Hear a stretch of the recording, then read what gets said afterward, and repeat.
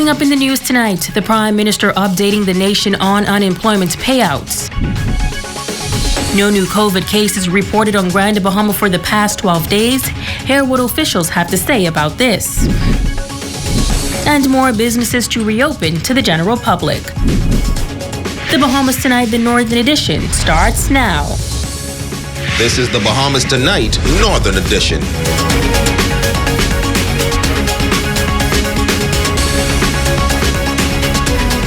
This is the Bahamas Tonight, the Northern Edition. Good evening, all. I'm Megan Shepard. Thank you so much for tuning in. Topping news tonight, the fight against the spread of COVID-19 in the country continues. In an address to the nation on Sunday evening, the Prime Minister outlined measures that are in place to assist Bahamians financially who are affected by this global pandemic. Prime Minister, the Most Honorable Dr. Hubert Minnis, addressing a top concern of many Bahamians, when and how they will receive economic relief during this pandemic.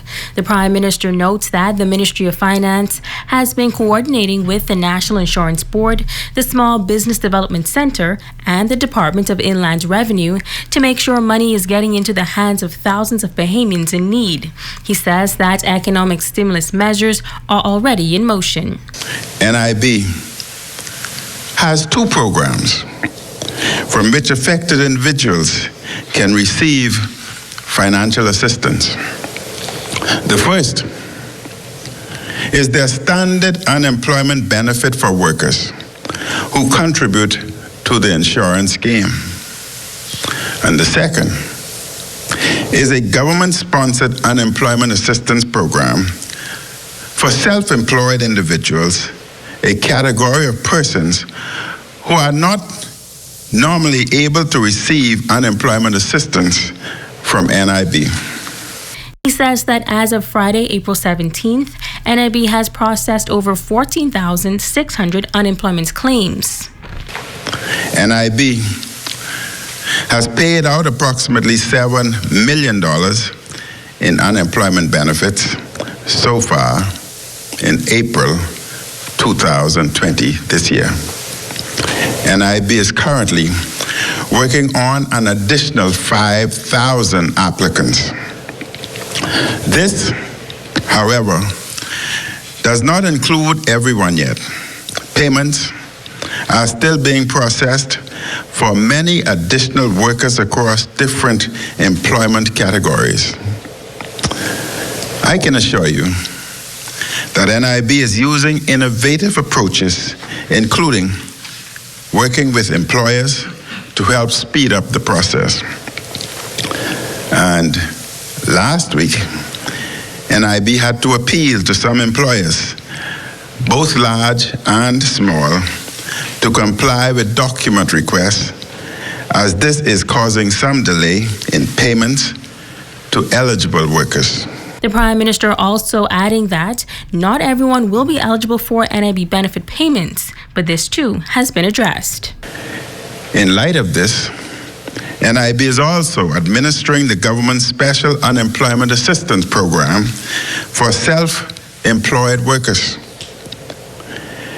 This is giving thousands of Bahamians who ordinarily are not able to claim benefits paycheck support for an 8-week period.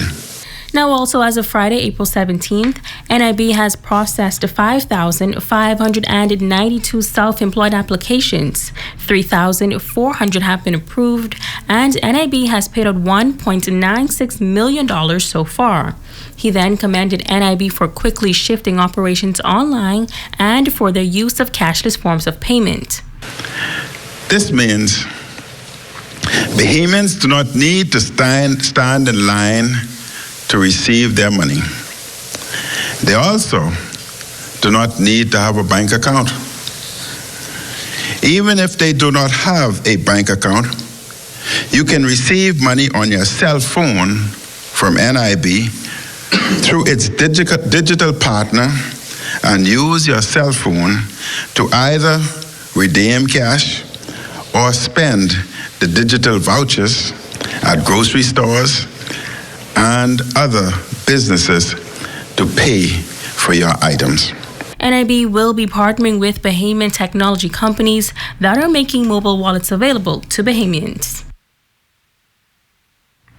Now, also during his address last evening, the Prime Minister said that measures under the emergency orders are working, but he emphasized that now is not the time to become complacent. However, he noted that the safe reopening of the economy is critical. To this end, he announced that more businesses will be allowed to reopen this week. During his most recent address to the nation, Prime Minister, the Most Honorable Dr. Hubert Minnis, announcing the reopening of additional sectors of business as a part of the gradual and safe reopening of the economy. This, he says, based on the advice of health experts. Construction on family islands will be allowed to resume. I want to remind construction workers that face masks are mandatory. Also, on our family islands, hardware, lumber, plumbing, and electrical stores that cater to construction will be allowed to open Monday to Friday, 7 a.m. to 5 p.m. Let me restate that family island borders remain closed to international and to domestic air and marine transport from other islands. He added that as of Monday, April 20th, additional businesses now have the green light to reopen to the public in New Providence. However, Member of Parliament for Central Grand Bahama, Aram Lewis, clarifying via social media that these stores are also allowed to reopen on Grand Bahama. The following businesses will be allowed to operate effective tomorrow, Monday, the 20th of April. Auto parts stores will be allowed to operate on Tuesday from 8 a.m. to 5 p.m. Hardware and home stores will be allowed to operate on Wednesday and Friday from 8 a.m. to 8 p.m.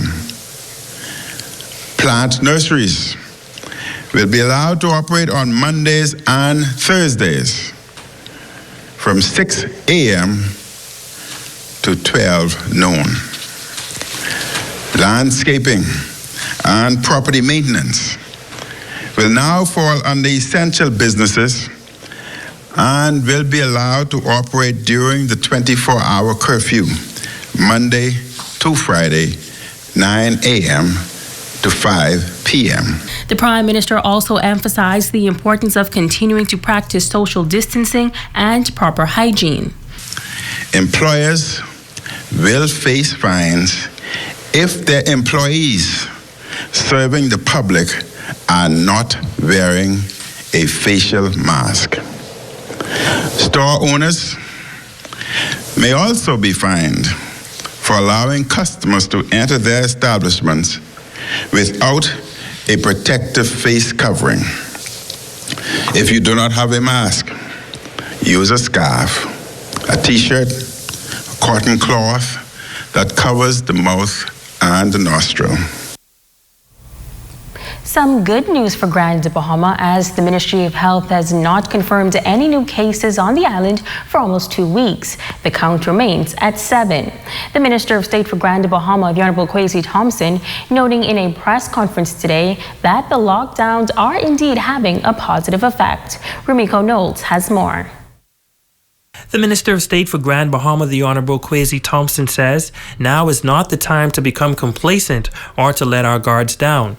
As Grand Bahamians are wondering when restrictions will be lifted, the Minister of State says we must remain focused on combating the virus by staying home and complying with the social distancing orders. We still have far too many people on the streets and on our roads, and far too many people who are moving about during the 24-hour lockdown period.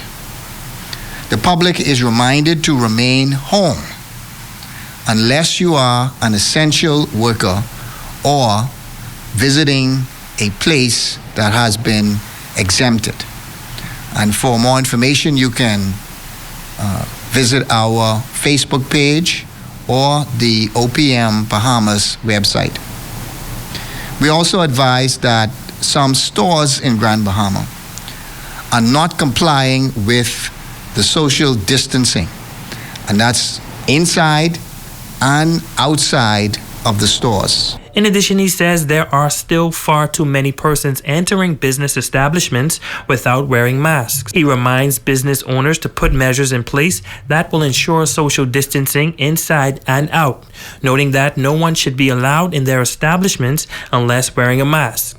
The government also remains focused on ensuring that if the numbers do rise here in Grand Bahama, that we are prepared, and therefore, in addition to the existing modules which are presently at the Rand Memorial Hospital, the Cancer Society building is being prepared to receive patients, and a new isolation facility is also being prepared at the Rand Memorial Hospital, and these will serve as places for COVID patients if it becomes necessary. The Minister of State also advising the public that the Department of Social Services is open to the public at this time. Social services in Freeport and in 8 Mile Rock locations remain open, and they are open from 9 a.m. to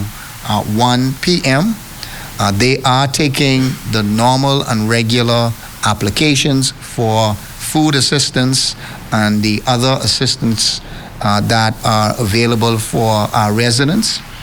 But we also want to encourage persons to register for the special hotel workers assistance at social services, and that special food assistance for unemployed persons, to register for these assistance packages online.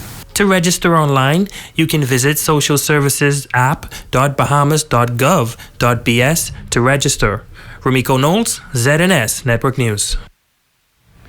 In other news, a juvenile was among a group of men charged before the courts today. The 17-year-old was charged with shopbreaking and stealing. He pled not guilty and was remanded to the Simpson Penn School for Boys. His matter was adjourned to the 30th of June for trial.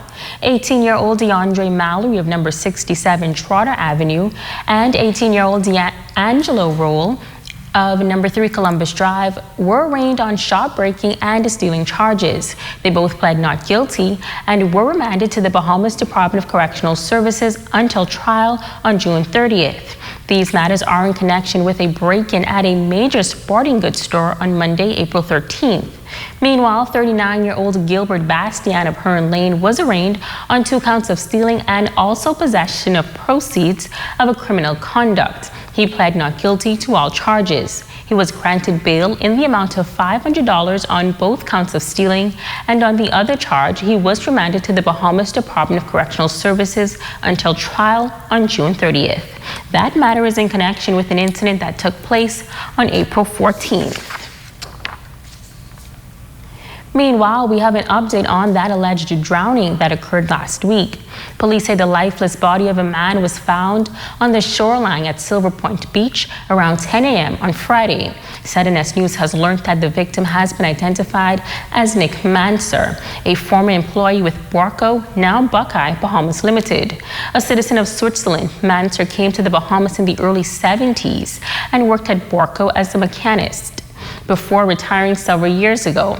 While his death has been classified as an alleged drowning, police say an autopsy will be performed to determine the exact cause of death.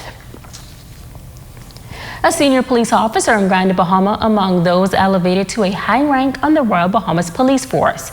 Loretta Mackey, who has served for the past 35 years, has been promoted from Chief Superintendent of Police to Assistant Commissioner of Police in accordance with the provision of Article 119.2 of the Constitution and on the recommendation of the Prime Minister after consultation with the Police Service Commissioner. The appointment was made by His Excellency the Governor General, will take effect from March 30th, 2020. ACP Mackey joined the force in 1984 in New Providence and worked her way up the ranks, holding various positions, including the Commandant of the Police Training College.